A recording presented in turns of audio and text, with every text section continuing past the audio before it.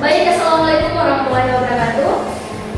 Yang terhormat Ibu Dr. Eka Sigrawati Amri, SPD MPD selaku dosen pengampu pada mata kuliah pengembangan. Baik, puji syukur kita panjatkan kehadiran Tuhan Yang Esa karena atas karunia rahmat dan karunia-Nya kita dapat melaksanakan presentasi kelompok pada hari ini.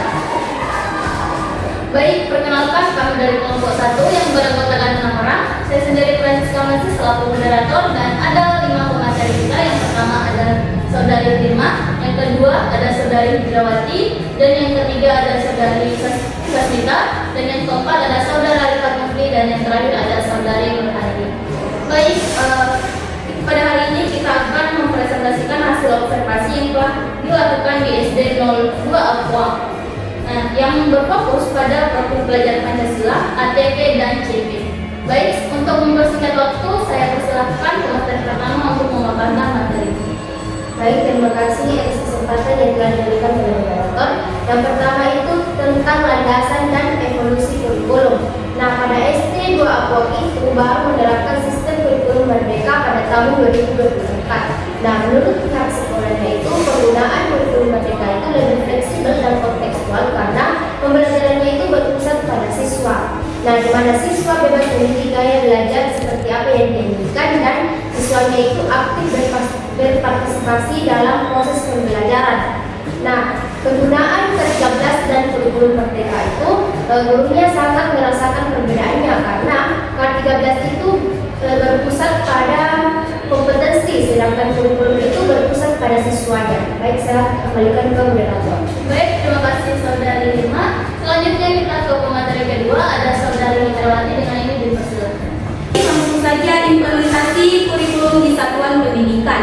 Guru di SD Negeri 2 Aqua bekerja sama dengan guru lain untuk menyusun capaian pembelajaran, alur tujuan pembelajaran, dan modul ajar dengan mengikuti acuan yang sudah disediakan oleh Kemendikbudristek, namun tetap menyesuaikan dengan kebutuhan di lingkungan sekolah dan kemampuan peserta didik.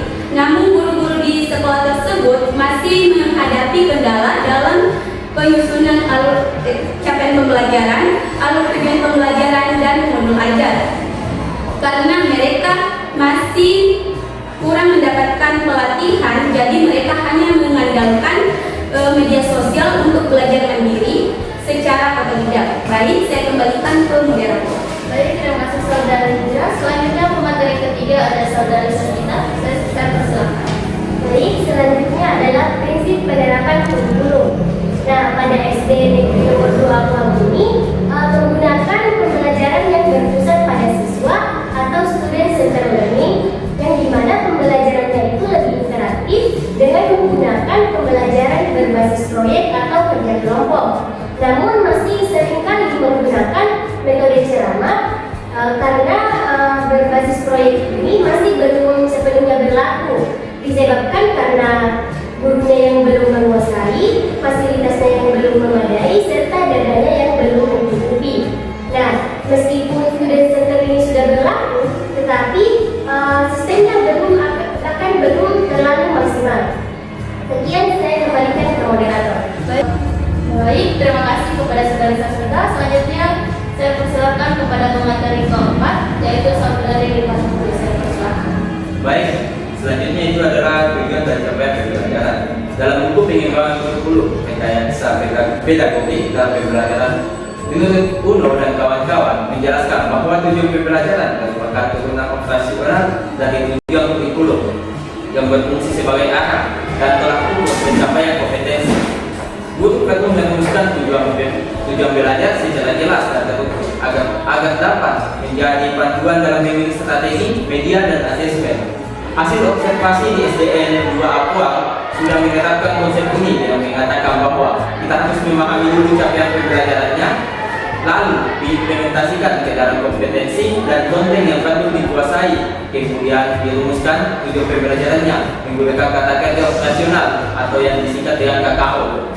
Lalu cara untuk menentukan tujuan pembelajaran berdasarkan ATP, mereka melaksanakannya dengan menentukan terlebih dahulu tujuan pembelajaran agar dapat dipahami seperti menganalisis kompetensi dari lingkup materi, lalu merumuskannya menjadi tujuan dan cara Dan cara guru di sekolah tersebut mengevaluasi hasil belajar siswa adalah dengan melakukan asesmen secara berkala menggunakan berbagai metode seperti penilaian sumatif, proyek, observasi, dan diskusi. Lalu cara mereka untuk menilai capaian tujuan pembelajaran peserta didik adalah dengan menggunakan tes formatif dan sumatif. Saya kembalikan ke moderator. Baik, terima kasih atas kesempatan yang telah diberikan oleh moderator. Langsung saja kesimpulannya yaitu berdasarkan hasil observasi dan pembahasan dapat disimpulkan bahwa SD 02 Apoang berada pada tahap awal implementasi kurikulum merdeka yang dimulai pada tahun 2024. Pihak sekolah memandang kurikulum ini secara positif karena dianggap lebih fleksibel, kontekstual, dan berpusat pada siswa. Dalam praktiknya, guru-guru telah menunjukkan pemahaman konseptual yang baik dalam hal perencanaan dan asesmen. Mereka berkolaborasi menyusun CP, APP, dan modul ajar, serta telah menerapkan asesmen yang variatif seperti formatif, sumatif, dan proyek observasi. Nah, itu mengevaluasi hasil belajar di berbagai ranah. Meskipun demikian, implementasi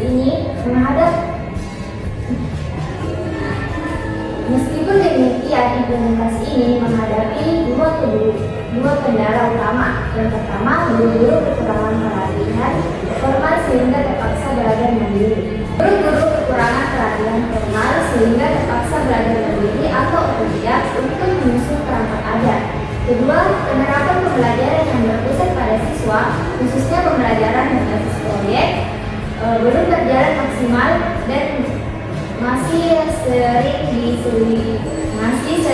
diselingi metode ceramah. Hal ini disebabkan oleh kombinasi faktor yakni penguasaan guru terhadap metode SDLY, yakni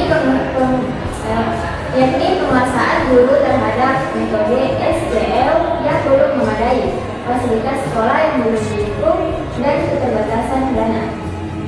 Selanjutnya saya persilakan ke moderator. Baik, itu tadi hasil observasi dari kelompok kami. Terima kasih. Saya Francisca Mercy selaku moderator. Pamit undur diri. Assalamualaikum warahmatullahi wabarakatuh.